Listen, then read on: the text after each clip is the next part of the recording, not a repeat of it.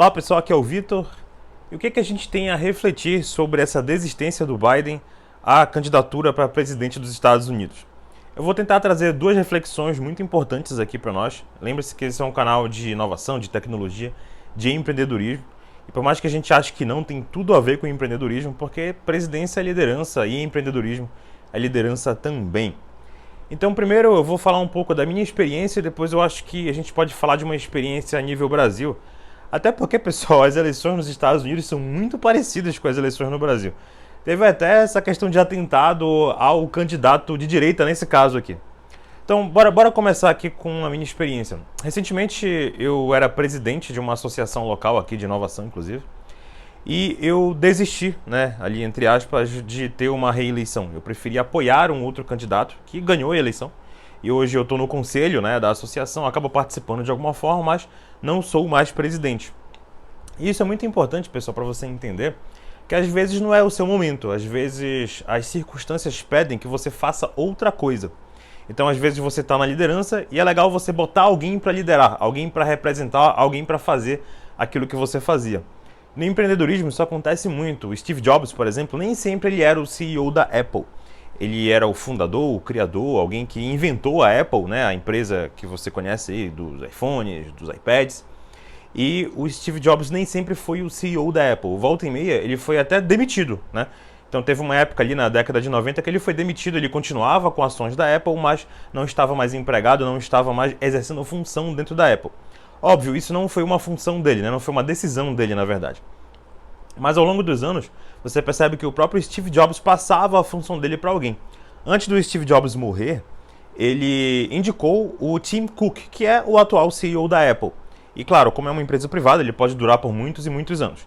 Então, dentro de uma empresa grande principalmente, você tem um conselho, que são pessoas que votam ali no futuro da empresa, e você tem um CEO, que é a pessoa que está na linha de frente. E na Apple não era diferente, o Steve Jobs ele já era CEO por um tempo, e nos últimos dias de vida, nos últimos meses de vida, o Steve Jobs ele já não era mais CEO, ele estava em um outro cargo, ele entendeu que não era mais o tempo dele de fazer. O cargo de CEO, o cargo de liderança, o cargo de presidente, ele é muito difícil, pessoal. Principalmente nessa época agora, onde tem eleição e tem presidência ao mesmo tempo. Então os Estados Unidos, eles estão ali numa administração difícil, é difícil administrar um país como os Estados Unidos, e ao mesmo tempo você tem que tocar uma eleição. É muito complicado para alguém que tem 80 e muitos anos, no caso do Biden. E eu acho super assertiva a decisão do Biden e das pessoas que acompanham o Biden. Porque não está mais no momento dele. De repente o Biden podia estar fazendo outra coisa, podia estar no conselho, podia estar apoiando alguém que estava de fato de candidato ali. Então devem haver outros candidatos, de repente Kamala Harris, alguém que ele está apoiando, de repente algum outro candidato ali democrata, né, porque ele está no Partido Democrata, o que é um pouco diferente do Brasil nesse caso. Porque no Brasil tem um monte de partido e lá tem vários partidos, mas os dois partidos que ganham sempre são o Partido Democrata ou o Republicano. A segunda coisa, pessoal, é sobre o Brasil, né? A gente percebe aqui que no Brasil é muito parecido com o que é nos Estados Unidos. Ainda que tenhamos muitos partidos, são dois espectros, né? A direita e a esquerda. Hoje está muito assim, antigamente não era. Antigamente a pessoa ia mais pelo candidato, né? O candidato ele era um candidato muito legal, um candidato que ele era assim, aclamado pelas pessoas, né? Collor, por exemplo, as pessoas gostavam do Collor, era um cara jovem, etc., independente do partido que o Collor era. E hoje não, o pessoal está muito mais na direita e esquerda, é quase time de futebol.